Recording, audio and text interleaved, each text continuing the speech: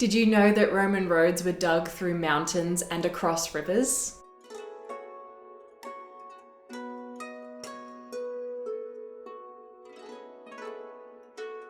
Hello and welcome to World History Encyclopedia. My name is Kelly and today's video is all about Roman roads, how they were built and how they've lasted for centuries.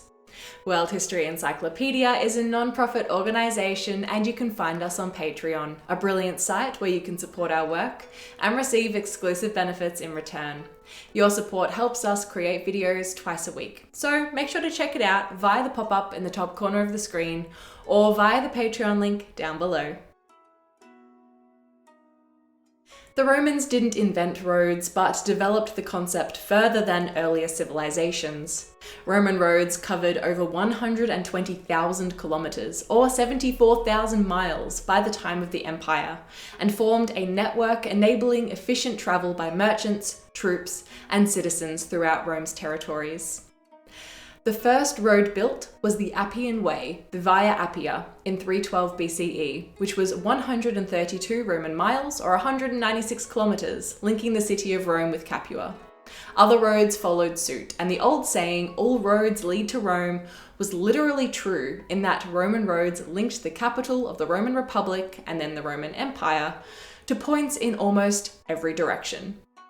Did you know that only a small fraction of viewers are subscribers? Be sure to hit that subscribe button so you don't miss out on any of our new videos and to help us create more great history content.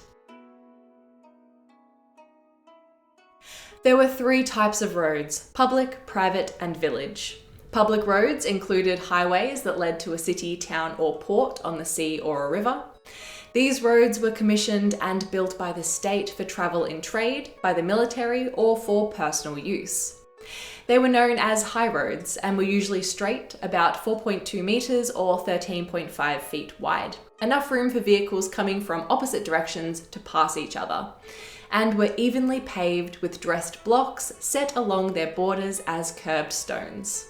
Private roads were built by wealthy citizens for their own use to and from their estates, but could be used by the public or were sometimes purposely built for public use. And the village roads, funnily enough, led from high roads to villages. Their construction was usually funded by private citizens in memory of a loved one or in honour of their family name. Many of these roads became famous aside from the Appian Way, known as the Queen of Roads, including the Via Flaminia from Rome to Fanum, the Via Aemilia from Placentia to Aosta, and the Via Postumia from Achalia to Genoa, among many others. A road was usually named after the magistrate who funded its construction, like the Appian Way, which was named after the magistrate Appius Claudius Cassius.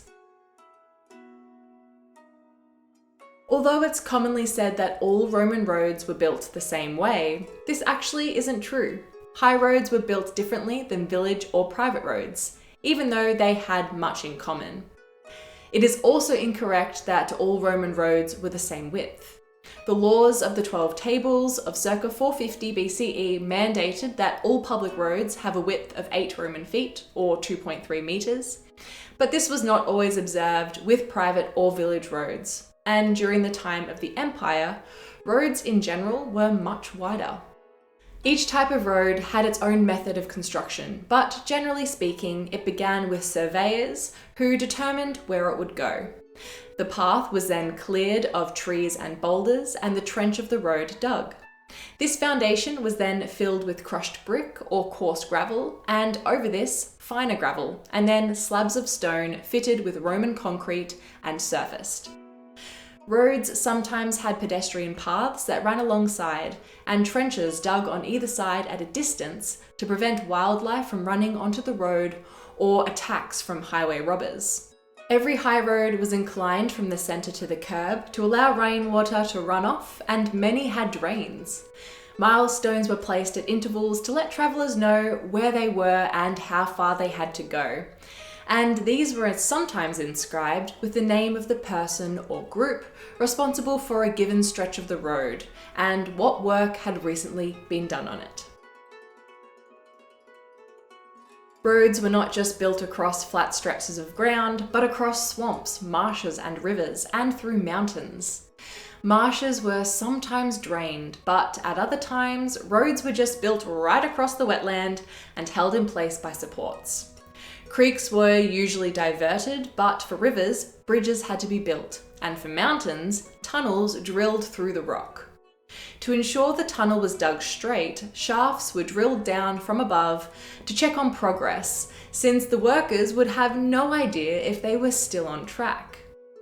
Work on tunnels went slowly and often took years to complete. Roads formed the network that allowed for the swift deployment of troops across the empire, the supply trains that sustained them, as well as providing for merchant caravans, travelling entertainers, diplomatic and religious missions, processions during festivals, and celebrations of an emperor's or a general's triumph. The stability of the Roman road was an expression of Rome's authority and power, and many roads ended at a triumphal arch.